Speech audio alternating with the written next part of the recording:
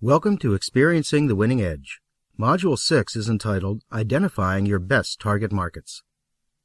Identifying the best target markets for your products and services is the essential first step which you need to take if you truly want to increase your sales and improve your business results.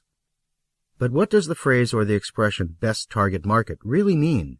I have defined best target markets as specific types of businesses or specific profiles of individuals or families who may or may not perceive that they have a need for your products and services, can truly benefit from what you have to offer, and who finally can either afford or are nevertheless willing to pay your asking price. Let's carefully review each segment of this definition. The first words in the definition are specific types of businesses.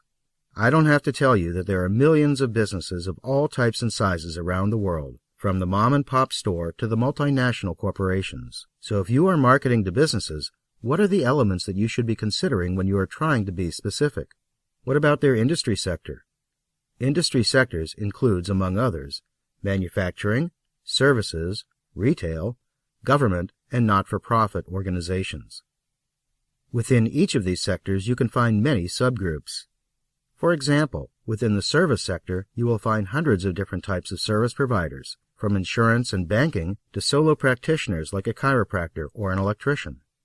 Some of the subgroups within different sectors can also be healthier than others.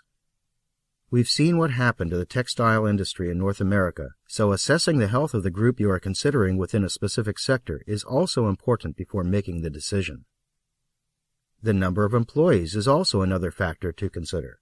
Should you be focusing your sales efforts to attract solo entrepreneurs or small businesses which employ less than 10 people? Or should you be focusing your efforts on larger organizations which employ hundreds, thousands, or tens of thousands of employees? Of course, this depends on your mix of products and services and other factors you will be considering. The years in business is another factor that can influence your decision. If you are looking for clients who are likely to have achieved a certain level of growth and stability, then the number of years they have been in business can be an important differentiator when you define your target. The location is, of course, always a very important factor to consider and can define your territory. If selling your products or services requires that you meet your prospective clients in person, obviously, a close geographical location to your company or to where you live is very important in order to make better use of your time. If, on the other hand, you can offer your products and services over the Internet, and they can be marketed on the telephone and delivered through the Internet like software, for example, then location may not be an important defining factor. Let's look at the second set of words in the definition, specific profiles of individuals or families. Because of the Internet, here the market can potentially be hundreds of millions of individuals and families. So if you are marketing to individuals and families, what are the elements that you should be considering when you are trying to be specific? One of the elements you will need to consider is the gender. Are your products and services gender neutral, or are they designed for a specific gender? The age is also very important.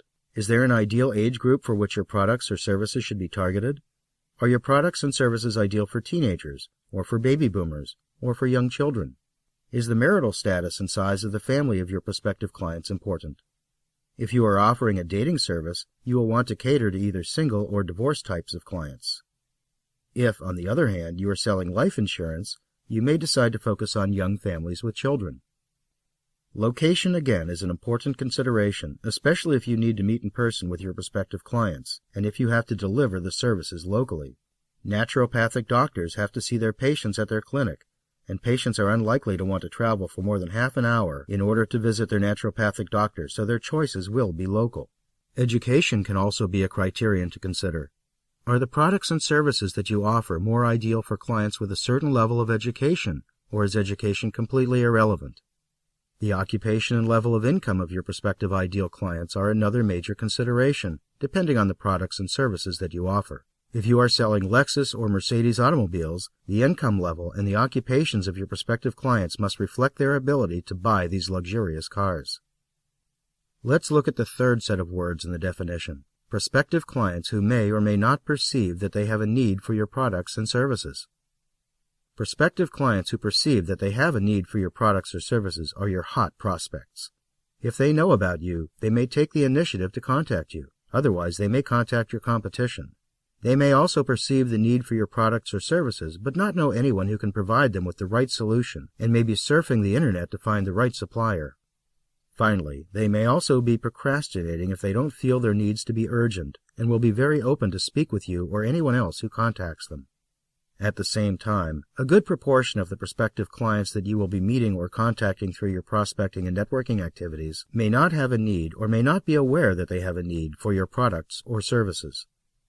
It is by developing rapport and trust and by asking the right questions which makes them perceive the problems that they may have, problems which may be solved by the solutions that you provide, that they could eventually become hot prospects. So really, the whole selling process can only evolve if there is a perception of a need on the part of the prospective client. Let's look at the fourth set of words in the definition. Can truly benefit from what you have to offer. Now, that's where being an ethical sales professional and business owner is important. If you try to sell a solution to a problem that's not the right solution, you may make that sale, but you will lose the long-term relationship that you could have developed with that client. And you will also lose any possible referrals that should normally come from a satisfied client. It will be a one-time sale. The truly successful sales representatives always have the interest of their clients at heart. They always want to provide them with the right solutions.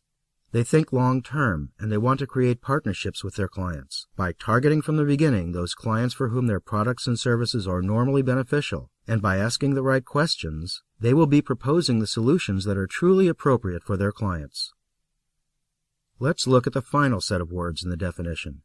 Who finally can either afford or are nevertheless willing to pay your asking price.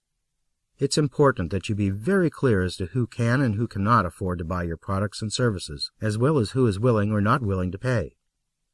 One of my clients, a graphic designer I coached, had worked for large ad agencies and had provided services to large corporate clients with big advertising and promotion budgets before starting her own company 4 years ago. Her idea when she started her own graphic design business was to provide quality services to small businesses which were starting up. She felt that they would need a complete package of promotional materials, from business cards to letterheads, to a professional brochure, and so on. The problem that she discovered over time was that many of these prospective clients, while they did appreciate the quality of her work, were not willing to spend a lot of money, especially during the startup stage. They really only wanted something functional, and had allocated a very limited budget for promotion. Only when she changed her target market to the higher-end small businesses, which had been in business for at least 2 years and needed to improve their image in order to attract higher-end clients, did she start to be successful herself in marketing her services and in achieving her business goals. She also created a number of strategic alliances with several other professionals in her field, photographers, copywriters, translators, and other graphic designers, so that she can now approach the large corporate clients where she had contacts and offer them the high-end level services that she can provide and that they need at a highly competitive price. By carefully targeting her markets, she has positioned herself for considerable success and is now approaching potential clients who can afford her professional services.